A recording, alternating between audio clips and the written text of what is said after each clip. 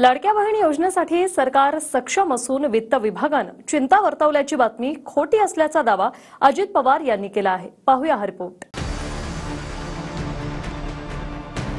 लाडक्या बहिणीसाठी राज्याच्या तिजोरीत पैसेच नाहीत अशी अर्थ विभागाच्या अधिकाऱ्यांनी चिंता वर्तवल्याची बातमी खोटी असल्याचं अजित पवारांनी म्हटलंय।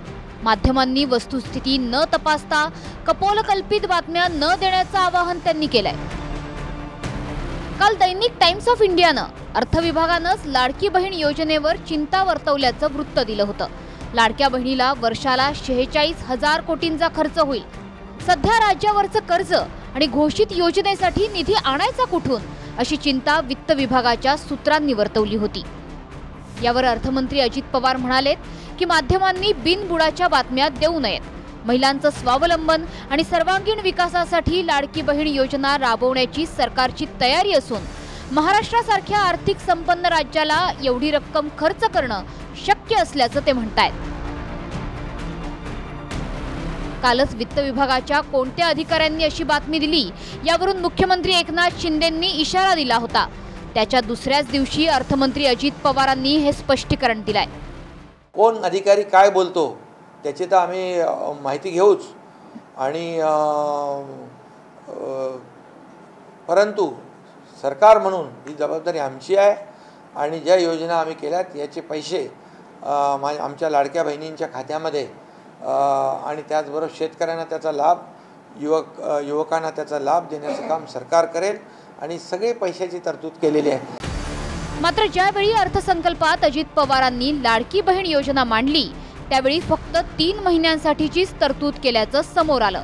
त्यावरून विरोधकांनी ही फक्त निवडणुकीपुरतीच योजना आहे का म्हणून प्रश्नही उपस्थित केले। पण आज अजित पवारांच्या स्पष्टीकरणात योजनेसाठी 35,000 कोटींची तरतूद केल्याचं नमूद केलंय। त्यामुळे विरोधकांच्या टीकेनंतर ही तरतूद वाढवली गेली का असंही बोललं जातंय। 10,000ची प्रोव्हिजन म्हणजे 3-4 महिन्यापुरती म्हणजे योजना 3-4 महिन्यापुरतीच आहे। कारण 3-4 महिन्यानंतर काय होणार आहे सरकारला माहिती आहे आणि त्यामुळे जर 46,000 दाखवले असते 36,000 अधिक दाखवले असते तर तुमचा फिस्कल डेफिसिट तूट वाढली असते। म्हणजे ती तूट कमी करण्याकरता तुम्ही दाखवलेलं आहे। आता तुम्ही सांगायला मला की आमचं सरकार तर आम्ही पुन्हा तरतूद करू, पण तुम्ही का नाही केली तरतूद? ही जर योजना तुम्ही जाहीर केली असेल त्याचा खर्च 46,000 कोटी असेल तर का दाखवलं नाही? तुम्ही फक्त आकड्यांचं लपवछुपी करता या कथाही केलेलं आहे। त्या पद्धतीचा सकारात्मक प्रतिसाद महिलांकडून वेगवेगळ्या राज्यांमध्ये मिळाला। म्हणजे कर्नाटकमध्ये, मध्य प्रदेशात विशेषतः आणि महाराष्ट्राची लाडकी बहीण योजना जी आहे ती म्हणजे स्पष्टपणे मध्य प्रदेशच्या योजनेची कॉपी आहे। म्हणजे तिकडे लाडली बहीण आहे आणि आपल्याकडे लाडकी बहीण आहे, इतकी कॉपी आहे ती नावापासून सगळ्या गोष्टी। तर मला असं वाटतं की ती तयारी केल्यानंतर जर घोषणा केली असती तर ती अधिक चांगली झाली असती, प्रत्यक्ष जे गरजू आहेत त्यांच्यापर्यंत लाभ पोचला असता। तसं झालेलं काही दिसत नाही आहे। सचिन गव्हाणे, TV9 मराठी, मुंबई।